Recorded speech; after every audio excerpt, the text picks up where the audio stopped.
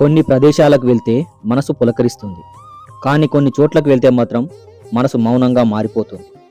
చుట్టూ దట్టమైన అడవి, నిశ్శబ్దాన్ని చీల్చుకుంటూ వెళ్లే గాలి, ఆ గాలిలో ఒక తెలియని ఆధ్యాత్మిక పరిమళం. నేను నిలబడింది ఒక మామూలు కొండ మీద కాదు, చరిత్రను తన గర్భంలో దాచుకున్న సింగరాయ గుట్ట మీద.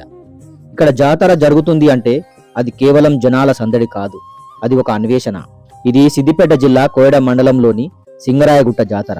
కానీ మీకు తెలుసా, ఈ గుట్ట పేరు వెనుక ఉంది ఓ చారిత్రక రహస్యం. కాకతీయ చక్రవర్తి ప్రతాపరుద్రుడితో దీనికి సంబంధం ఉందని మీరు ఎప్పుడైనా విన్నారా? సింగరాయ గుట్ట అనేది కేవలం ప్రకృతి అందాల దివ్యం కాదు, ఇది ఒక చారిత్రక పుట. 9వ శతాబ్దపు నడిబొద్దులో ఓ మహాయోధుడు యుద్ధాన్ని ముగించుకొని తన సైన్యంతో పాటు అడవుల మధ్యగా ప్రయాణిస్తున్నాడు. రాత్రి పడింది, నిశ్శబ్దం అలుముకుంది. గుట్టల నడుమ ఓ రహస్యమైన రాతి గుహ కనిపించింది. ఆ గుహలో ప్రవేశించిన రాజుకు అక్కడ సహజ సిద్ధంగా ఏర్పడిన నరసింహస్వామి దివ్య రూపం దర్శనమిచ్చింది. ఆ యోధుడే కాకతీయ సామ్రాజ్యపు ధృవతార ప్రతాపరుద్రుడు.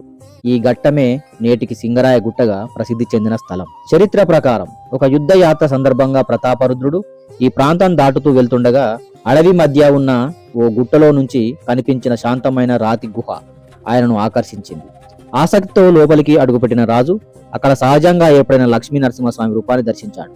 ఆ దివ్య దర్శనంతో రాజు హృదయం పరవశించింది. ఆ క్షణమే ఆ స్థలాన్ని పవిత్రంగా భావించి ఆ గుహ వద్ద ఆలయ నిర్మాణానికి ఆజ్ఞాపించాడు. రాజు చేయించిన ఈ ఆలయమే నేడు సింగరాయ గుట్టపై ఉన్న లక్ష్మీ నరసింహస్వామి గుహ ఆలయంగా ప్రసిద్ధి చెందింది. సింహ రూపంలో ఉన్న దేవుడు, రాజు చేసిన ప్రతిష్ట, ఈ రెండింటి కలయికతోనే ఈ ప్రదేశానికి సింగరాయ గుట్ట అనే నామకరణం స్థిరపడింది. ఇది కేవలం ఒక ఆలయ చరిత్ర కాదు, భక్తికి, రాజాదిరాజు అయిన ప్రతాపరుద్రుని శ్రద్ధకు నిలువెత్తు సాక్ష్యం.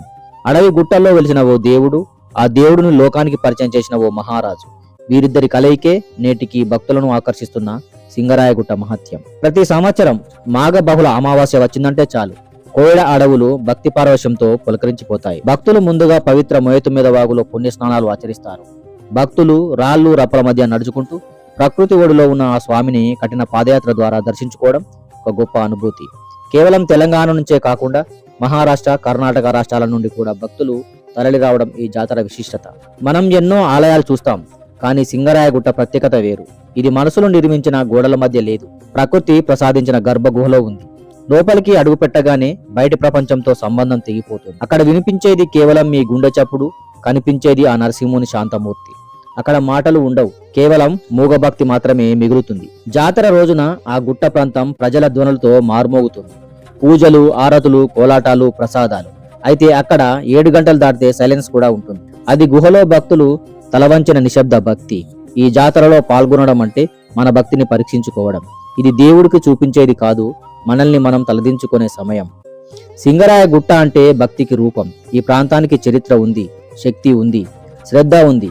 ప్రతాపరుద్రుడి శౌర్యం, నరసింహుని ఆశీస్సులు, భక్తుల నమ్మకం, ఈ మూడింటి కలయికే సింగరాయ గుట్ట. ఈ మూడు కలిసినప్పుడు వస్తుంది జీవితం మార్చే అనుభూతి.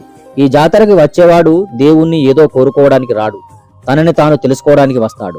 ప్రతాపరుద్రుడు ఒకప్పుడు పొందిన అదే శాంతిని నేటికి సామాన్య భక్తుడు ఇక్కడ పొందుతున్నాడు. అదే ఈ గుట్ట మహత్యం. మీరు కూడా ఒకసారి ఈ అడవిదారిలో నడవాలి, ఆ గుహలోని చల్లదనాన్ని స్పృశించాలి.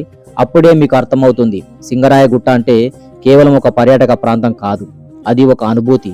మిత్రులారా, ఇది మన నేల మీద ఉన్న అద్భుతమైన చరిత్ర. ఈ వీడియో మీకు నచ్చితే వెంటనే షేర్ చేయండి. మీరు ఎప్పుడైనా సింగరాయగుట్ట జాతరకు వెళ్ళారా? అక్కడ మీ అనుభవం ఎలా ఉంది? తప్పకుండా కామెంట్లో తెలియజేయండి. ఇలాంటి మరెన్నో చారిత్రక, ఆధ్యాత్మిక మరియు జీవన స్ఫూర్తినిచ్చే కథల కోసం మా ఛానల్ను ఇప్పుడే సబ్స్క్రైబ్ చేసుకోండి. మరో అద్భుతమైన కథతో మళ్ళీ కలుద్దాం. అంతవరకు సెలవు. జై నరసింహ.